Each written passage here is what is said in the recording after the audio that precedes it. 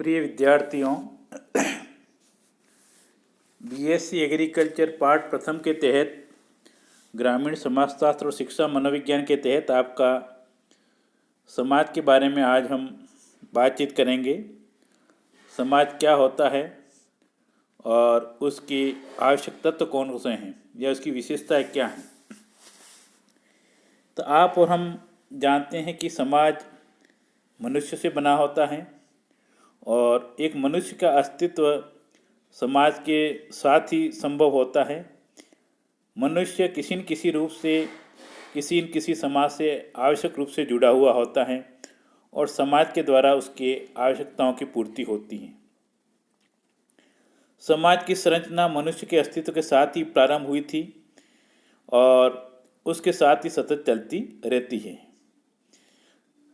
सामान्य रूप में हम समाज शब्द का प्रयोग साधारणतः व्यक्तियों के समूह के रूपों में करते हैं, जैसे ब्राह्मण समाज, माली समाज, राजपूत समाज, यादव समाज, चौधरी समाज, जैन समाज, कृषक समाज, इसी प्रकार के कई प्रकार के समाज हो सकते हैं। इसकी परिभाषा भी अलग अलग विद्वानों ने अलग अलग प्रकार से दी हैं।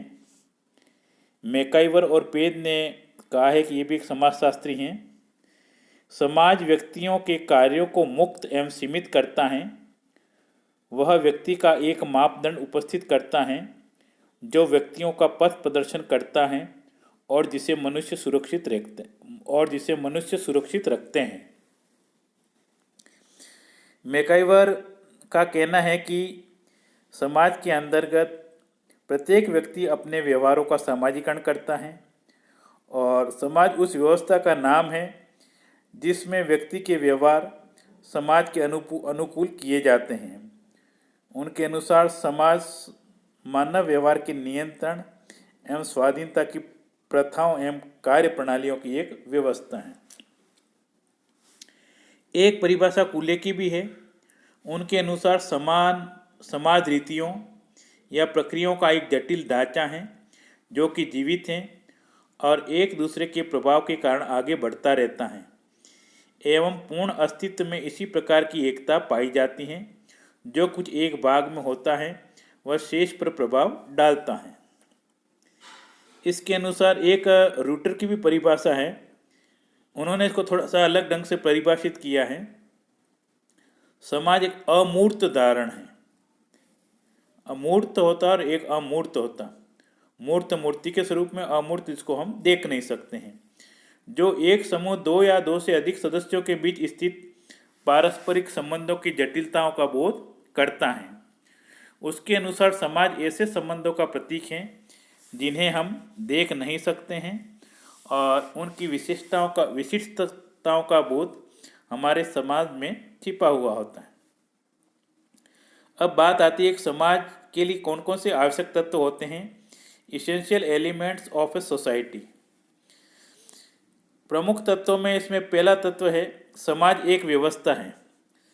समाज एक व्यवस्था से तात्पर्य है कि समाज सामूहिकता की व्यवस्था है और व्यक्ति समूह में रहने की प्रवृत्ति से यहाँ संतुष्ट रहता है। इस सामूहिकता में सामान्य उद्देश्य हैं, हित हैं, स्वार्थ हैं और रुचियों जैसे तत्व विद्यमान होते हैं।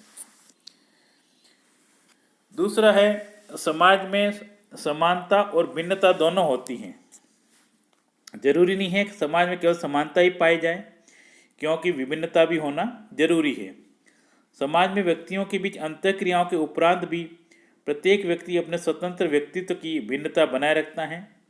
यद्यपि समूह में संगठित व्यक्तियों के सामान्य हित होते हैं, लेकिन मूर्त रूप से प्रत्येक व्यक्ति एक दूसरे से भिन्न है और इस भिन्नता के कारण ही सामाजिक संगठन दृढ़ रहता है।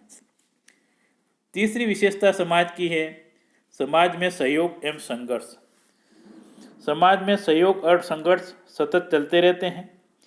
जहाँ पर समान हित होते हैं वहाँ सहयोग रहता है और जहाँ पर हितों में टकराव होता है वहाँ संघर्ष पाए जाते हैं। सहयोग से समाज में क्या होता है कि प्रेम है, सहानुभूति है, त्याग है आदि गुणों की वृद्धि होती है जो समाज को संगठित करने में योगदान देते हैं और जिससे एक दूसरे के प्रति हम की भावना रखते हैं और लोग उससे प्रसन्न रहते हैं।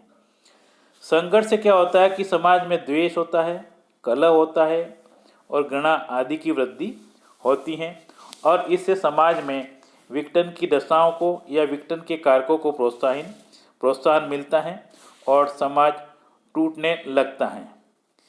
एक विशेषता, एक तत्व समाज की ये भी परस्पर जागरूकता, उसको हम म्यूचुअल अवेयरनेस भी कहते हैं। इसके तहत समाज के लोग एक दूसरे की स्थिति और भूमिका से प्रत्यक्ष या अप्रत्यक्ष रूप से परिचित होते हैं, और इसी जागरूकता से ही अंतःक्रिया संभव है, और यह अंतःक्रिया समाज का निर्माण करती है।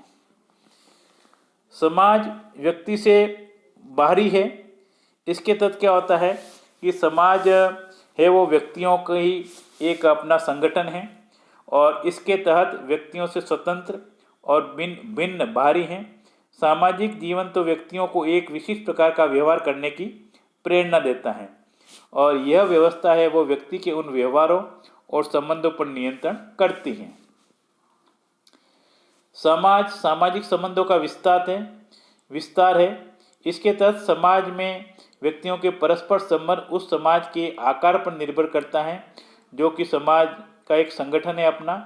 समाज जितना छोटा होगा, सरल होगा और सीमित होगा, वहाँ के संबंध भी ज़्यादा सीमित होंगे और सुदृढ़ होंगे। जहाँ पर संख्या बढ़ती जाती है, वहाँ पर विघटनकारी तत्वों का प्रभाव भी बढ़ता आ जाता है। शहरी समाज में व्यक्ति के सामाजिक संबंध अनेक लोगों से होते हैं, जबकि ग्रामीण समाज में संबंध है व्यक्तियों में लोगों के संबंध सीमित होते हैं। सरल और छोटे समाज की तुलना में बड़े और जटिल समाज में सामाजिक संबंधों का विस्तार व्यापक होता है, और उनको बनाए रखना भी एक चुनौती होता है। एक विशेषता ये कि समाज अमूर्त है। समाज अमूर्त से मतलब ये है कि समाज सामाजिक संबंधों की एक व्यवस्था है, और ये जो संबंध हैं उसमें परस्पर चेतना का होना आवश्यक है, और इस चेतना के अनुरूप ही सामाजिक संबंध बनते हैं और अपना नया रूप लेते हैं। समाज व्यक्ति के वातावरण और उसकी परिस्थिति को सुचारू रूप से चलाने की एक व्यवस्था है या आयोजन है। ये समाज क्या है, उसकी परिभाषा और उसके आवश्यक तत्वों के बारे में आज को आपको बताया गया। इसको और आप सुन लेना, अच्छी तरह से पढ़ लेना।